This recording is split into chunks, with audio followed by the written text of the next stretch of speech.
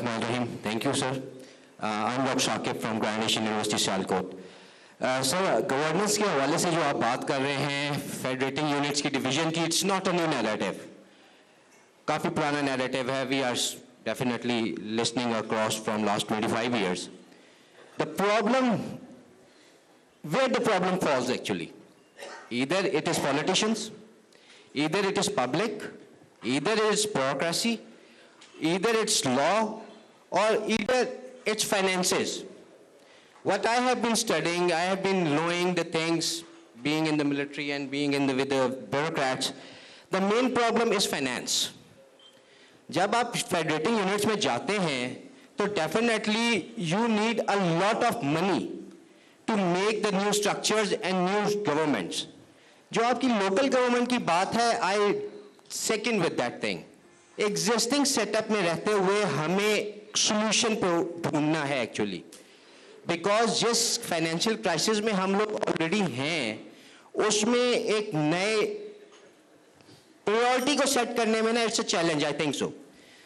National level पे हम सब प्राइवेट सेक्टर में हमें पहले ये देखना है कि यार हमारा प्रायोरिटी सेक्टर क्या है. क्या वो गुर्बत है? क्या वो ये जो रिफॉर्म्स की बात हो रही है, जिस तरह आप फेडरेटिंग यूनिट्स की बात कर रहे हैं हम लोग, हमारा प्रायोरिटी क्या है? हम प्राइवेट सेक्टर में भी देखें, मैं क्योंकि पब्लिक से आया हूँ, पब्लिक में मैंने मिलिट्री में काम किया, सब कुछ किया.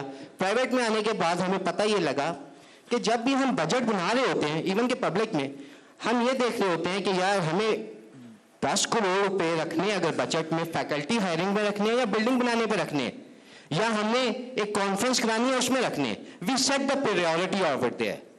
So this is the need. We need to set the priorities and we have to stick on those priorities for at least 25 years.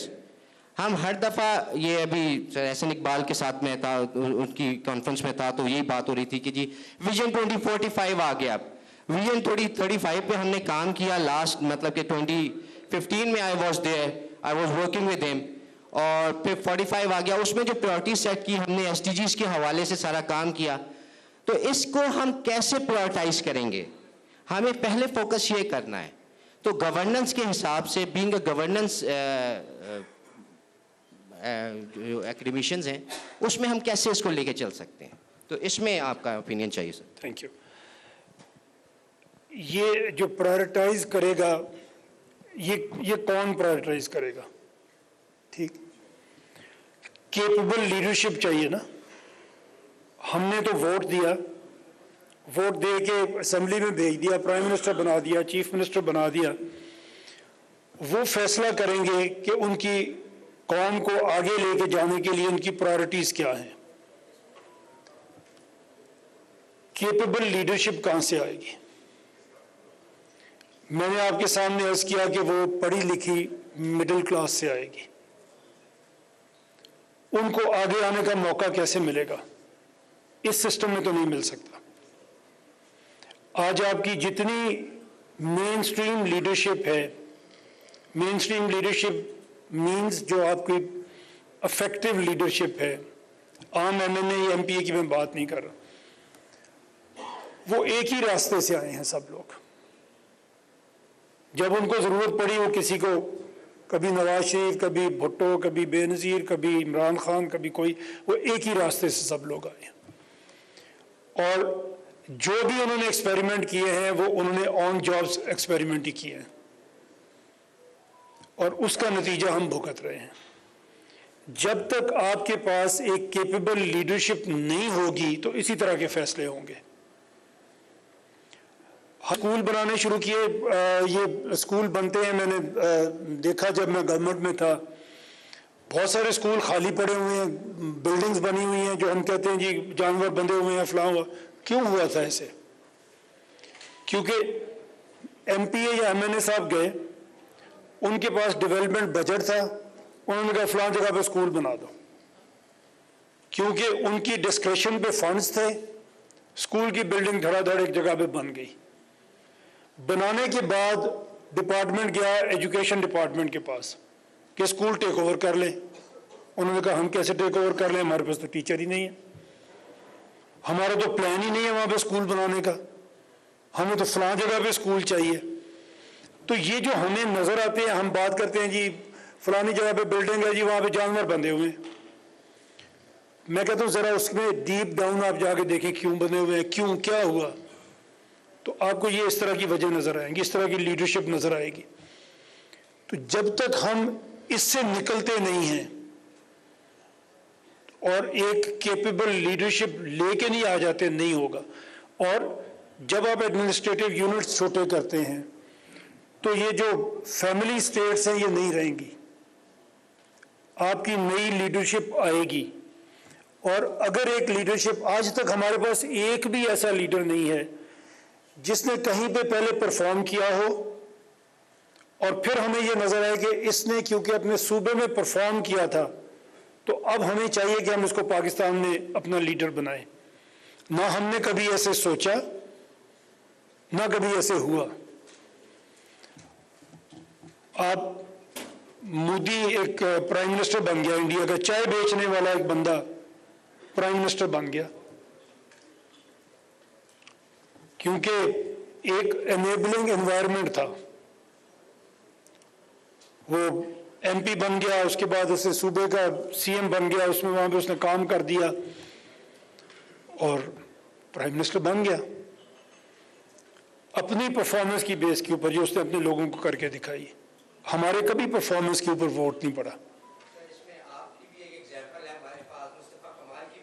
चलो वो तो फिर हमने वो सिस्टम ही खत्म कर दिया ना कि इस तरह की मिसालें नहीं आनी चाहिए। और ये इसीलिए होता है कि आपकी जो सूबाई हुकूमत है वो ये लोकल गवर्नमेंट को इसीलिए चलने ही नहीं देती, ना कभी चलने देगी। आपको सूबे ही बनाने पड़ेंगे अगर आपने आगे। और मेरे पास बहुत सारी मिसालें हैं, ये बुक आपके पास पढ़ी है सबके पास, इसमें कुछ वो टाइपोज हैं, मैंने अभी देखा इसको, बट इसमें अगर आप देखें आपको नजर आएगा कि कीनिया है, इंडोनेशिया है, दूसरे मुल्क हैं, उन्होंने कैसे ग्रेजुअली अपने प्रोविंसेस को बढ़ाया है और कैसे उन्होंने अपने जो मसाइल थे उनको ख़त्म किया थ्रू दिस न्यू एडमिनिस्ट्रेशन, जो न्यू एडमिनिस्ट्रेटिव यूनिट्स उन्होंने बनाए। इसको आपके सामने सबके पढ़ी है, इसको अगर आप वहाँ देखिएगा पेज जिसमें ये डिफरेंट कंट्रीज़ को डिस्कस किया हमने। तो ये दुनिया में ये किया है और हमसे नहीं हो पा रहा, तो हमें देखना चाहिए कि दुनिया में क्या तजर्बे हुए हैं। अभी हम मज़हब पे हमने बात की और रसूलुल्लाह सल्लल्लाहु अलैहि वसल्लम पे बात की। हम कितनी सीरत पढ़ते हैं, क्लास 1 से पढ़ना शुरू करते हैं। किसी ने हमें ये बताया, आप उस्ताद हैं, आपने कभी किसी को ये बताया कि रसूलुल्लाह सल्लल्लाहु अलैहि वसल्लम अल्लाह के नबी थे लेकिन मदीना के हुक्मरान भी थे, उन्होंने अपनी हुकूमत कैसे चलाई थी, ये तो हमें आज तक किसी ने नहीं पढ़ाया। और शायद इसलिए नहीं पढ़ाया कि फिर हमारी हुकूमत को मसला हो जाएगा। तो अगर आप उसको पढ़ें जरा, बहुत कम जगह पे ये मिलती है मिसाल आप सल्लल्लाहु अलैहि वसल्लम की गवर्नेंस की, लेकिन हर 10 घर के ऊपर उनका एक नुमाइंदा था, हर 10 घर के ऊपर। और फिर वो 10 का आप अगेन एक 10 का सेट बनाए तो 100 घर के ऊपर फिर एक नुमाइंदा था और वो रसूलुल्लाह सल्लल्लाहु अलैहि वसल्लम की मुशावरत में था। हम पढ़ते हैं, किताब में गुजर जाते हैं, हम देखते नहीं है कि नीचे इंफ्रास्ट्रक्चर क्या होगा। कि जब एक जंग में गुलामों के मुस्तकबिल का फैसला होना था, आप वसल्लम ने कहा कि इस पर मशवरा करें, मुशावरत करके फैसला किया। तो किससे मुशावरत की? यही जो आपके लोग थे, नुमाइंदे थे, इनके जरिए मुशावरत होती थी। और अगर 10 घर के ऊपर और 100 घर के ऊपर एक बंदा है, इससे ज्यादा डिसेंट्रलाइज गवर्नमेंट हो नहीं सकती। तो ये भी हमें सीखना चाहिए कहीं से। शुक्रिया।